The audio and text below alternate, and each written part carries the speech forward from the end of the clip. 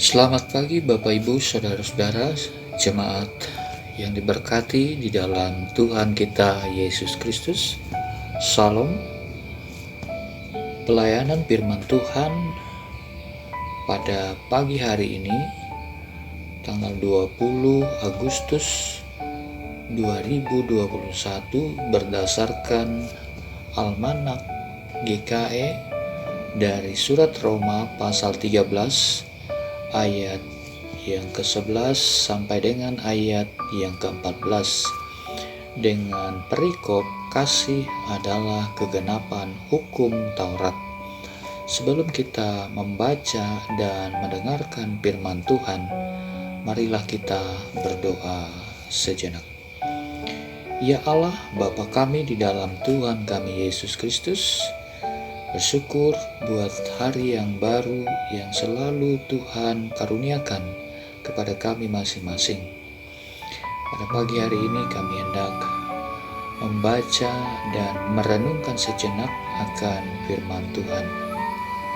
Biarlah Roh Kudus Tuhan yang mengurapi setiap hati dan pikiran kami, sehingga firman-Mu yang kami dengarkan dapat kami mengerti dan kami hayati di dalam kehidupan kami masing-masing. Saat ini kami akan siapkan hati dan pikiran kami untuk mendengarkan firman Tuhan. Berkati dan urapi hamba-Mu, dalam nama Tuhan Yesus Kristus kami sudah berdoa. Amin. Bapak, Ibu, Saudara-saudara, firman Tuhan demikian saya bacakan sebagai berikut. Hal ini harus kamu lakukan karena kamu mengetahui keadaan waktu sekarang, yaitu bahwa saatnya telah tiba bagi kamu untuk bangun dari tidur. Sebab sekarang keselamatan sudah lebih dekat bagi kita daripada waktu kita menjadi percaya. Hari sudah jauh malam, tetapi telah hampir siang. Sebab itu marilah kita menanggalkan perbuatan-perbuatan kegelapan dan mengenakan perlengkapan senjata terang. Marilah kita hidup dengan sopan seperti pada siang hari. Jangan dalam pesta pora dan kemabukan. Jangan dalam percabulan dan hawa nafsu. Jangan dalam perselisihan dan iri hati. Tetapi kenakanlah Tuhan Yesus Kristus sebagai perlengkapan senjata terang, dan janganlah merawat tubuhmu untuk memuaskan keinginannya. Demikian pembacaan firman Tuhan. Tuhan Yesus bersabda, yang berbahagia ialah setiap kita yang mendengarkan firman Allah dan yang memeliharanya. Amin. Bapak, Ibu, Saudara-saudara, jemaat Tuhan yang diberkati dalam Tuhan Yesus Kristus. Dalam dunia yang fana dan terbatas ini, kita dipanggil agar hidup seturut dan sesuai dengan kehendak Allah. Hidup yang berkenan dan menyenangkan Tuhan. Marilah kita fokus untuk menjalankan misi Allah dan menjalani hidup sesuai dengan kehendak-Nya. Kita melihat banyak orang-orang di dunia yang sudah terbuai dengan kehidupan akan dunia ini, sehingga lupa bahwa dunia akan berakhir dan hidup manusia akan berakhir. Manusia kehilangan pegangan dan menyerahkan kehidupan kepada hawa nafsu dan kehidupan dalam dosa. Saatnya kita sebagai orang percaya untuk mengarahkan hati dan pikiran kita kepada Kristus yang adalah Tuhan dan Juru Selamat kita, sehingga kita menjadi bagian yang akan mewarisi kehidupan dan keselamatan kekal dari Allah dalam Yesus Kristus selama-lamanya. Marilah kita hidup semakin bijaksana dalam dunia sekarang ini, hidup dengan selaras kehendak-Nya, menjauhi cara dan perilaku yang tidak berkenan, dan mengenakan Tuhan Yesus dalam kehidupan kita. Saudara-saudara yang diberkati di dalam Tuhan Yesus Kristus, pertama-tama apa yang memotivasi Rasul Paulus dalam menulis surat Roma ini?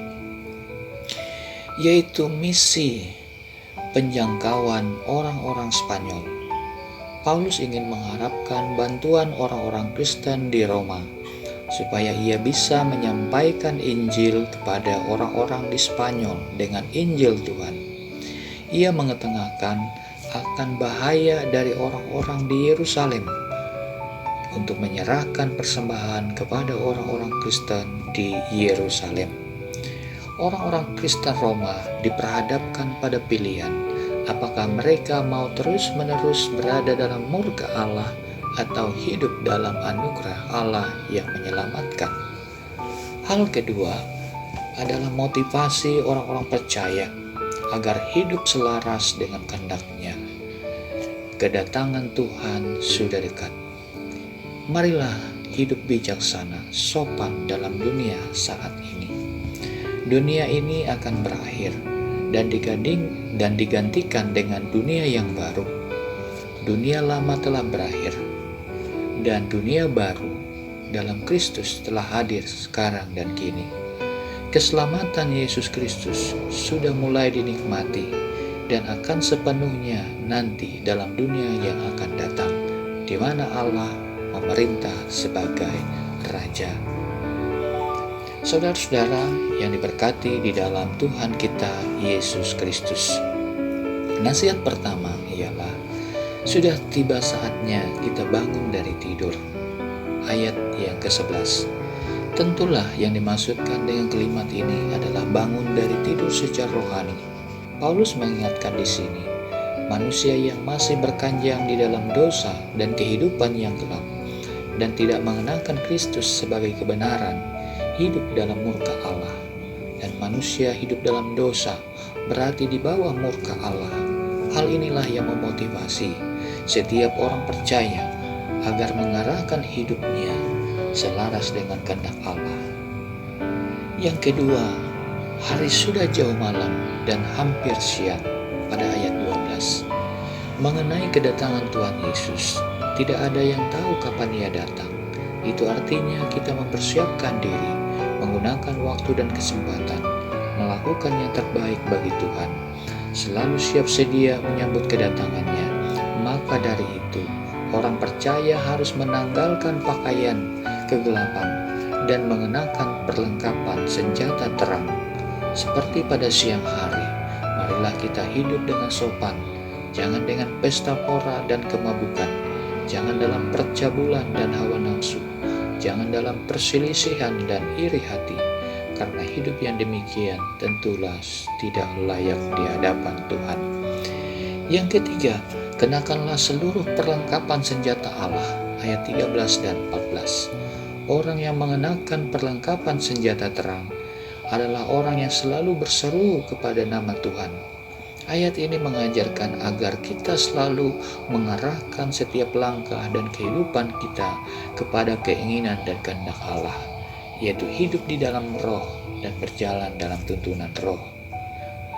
Kata Rasul Paulus dalam Kolose 3 ayat 2, pikirkanlah perkara yang di atas dan bukan yang di bumi.